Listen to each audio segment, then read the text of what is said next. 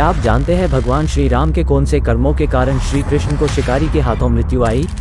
आइए जानते हैं इस रहस्य के पीछे कौन सा सत्य छुपा हुआ है।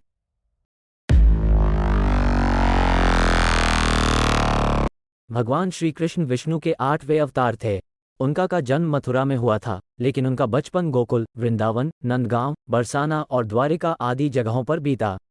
भगवान श्री कृष्ण ने अपने संपूर्ण जीवन में कई सारी अलौकिक लीलाएं की, किंतु आज हम जानेंगे भगवान श्री कृष्ण की मृत्यु एक शिकारी के हाथों कैसे और क्यों हुई।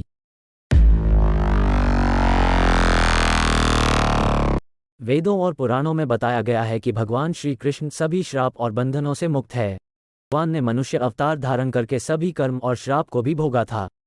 हम सभी जानते हैं कि माता गांधारी ने भी भगवान को श्राप दिया था और भगवान के पिछले जन्म श्री राम अवतार के कर्मों को भोगते हुए अपने प्राण त्यागने की लीला रचाए। जब कृष्ण जी महाभारत युद्ध के 36 सालों के बाद द्वारका में बसने के बाद एक दिन एक वृक्ष के नीचे रात्रि में विश्राम कर रहे थे। उस समय उनके पैर में लगी हुई मणि तेजी से चमक रही थी।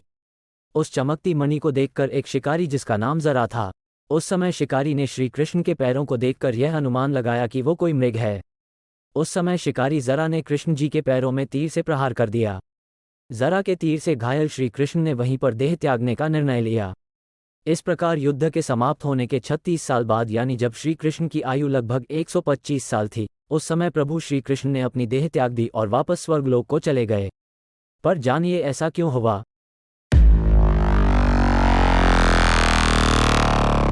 जब भगवान रामायण काल में श्री राम के स्वरूप में अवतरित थे, तब भगवान राम ने सुग्रीव से मित्रता निभाने के लिए बाली को मारा था, क्योंकि बाली को वरदान प्राप्त था कि जो भी उसके सामने युद्ध करने आएगा उसका आधा बल बाली में आ जाएगा, जिससे बाली और अधिक शक्तिशाली हो जाएगा।